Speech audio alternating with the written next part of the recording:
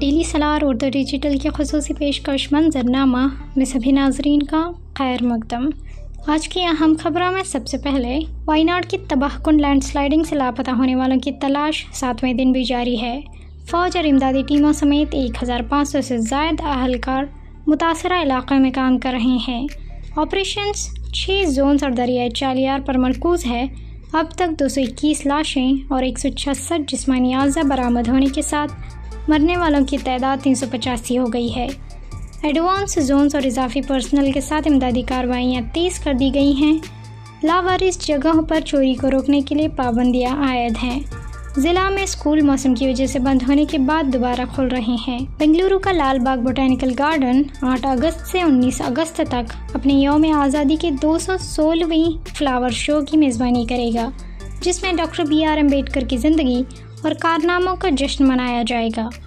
इस साल के शो में पार्लियामेंट ऑफ इंडिया और महू में अम्बेडकर की जाए पैदाइश के रेप्लिकास पेश की जाएंगी।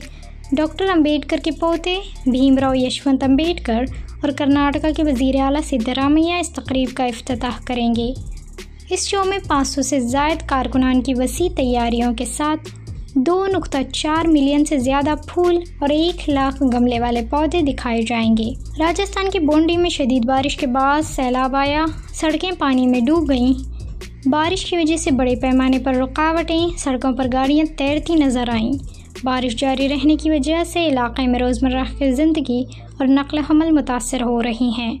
हुक्काम सूरत हाल को संभालने और मुतासर अफराद को रिलीफ फराहम करने के लिए काम कर रहे हैं। केरला गवर्नर आरिफ मोहम्मद खान ने हाल ही में दिल्ली में वज़ीर आज़म नरेंद्र मोदी से मुलाकात की।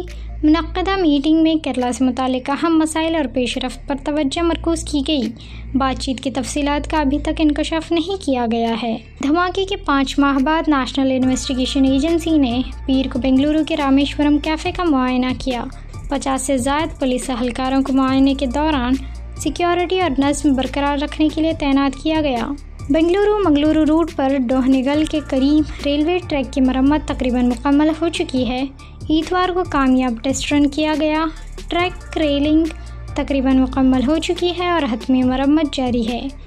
गुड्स ट्रेनों को 15 किलोमीटर फ़ी घंटे की रफ्तार से चलने की इजाज़त दी गई और रेलवे हुक्काम ने तवक्का ज़ाहिर की है कि पैसेंजर ट्रेनें 1 या 2 दिन में दोबारा सर्विस शुरू कर देंगी। पुलिस और मेडिकल सोर्सेज के मुताबिक बांग्लादेश में जारी तलबा के एहतजाज में मरने वालों की तादाद 300 हो गई है।